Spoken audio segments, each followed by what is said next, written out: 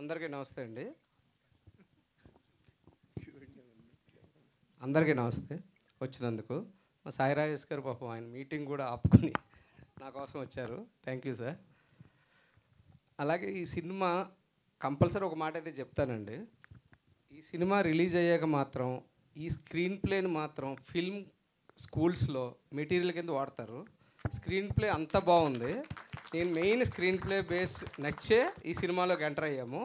Almost 1 year పైనే script work చేసాం screen ప్లేకి.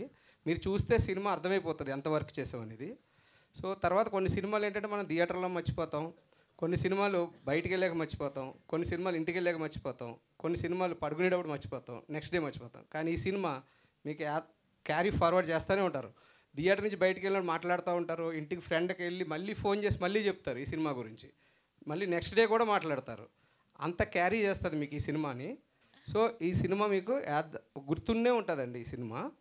రెండోది, ఈ సినిమా నార్మల్గా వెళ్ళేటప్పుడు ఏ మైండ్ సెట్తో వెళ్తారో నాకు తెలుసు. కానీ వన్స్ టైటిల్ చూసిన వెంటనే ఫోన్స్ అన్ని పక్కన పెడతారు, మొత్తం సినిమాలో కాన్సన్ట్రేట్ అవుతారు. అప్పుడే అయిపోయిందన్న ఫీలింగ్ వస్తుంది. నవ్వుతానే ఉంటారండి, సీట్లన్నీ లూజ్ అయిపోతాయి, అంత నవ్వుతారు. ఎందుకంటే మేము 4 ప్రివ్యూలు వేసాం. నేను రకరకాల పీపుల్ని ఆల్ ఏజ్ వాళ్ళకి చూపించాను. ఆల్మోస్ట్ 150 to 200 మెంబర్స్ చూపించాను. ఈ థియేటర్లో కూడా ప్రివ్యూ చేశాను.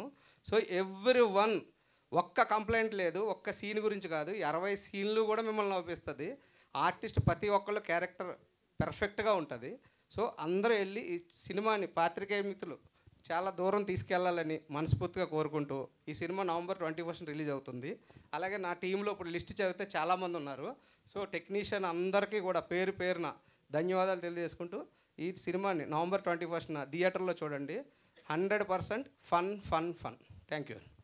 Thank you, sir. Thank you so much.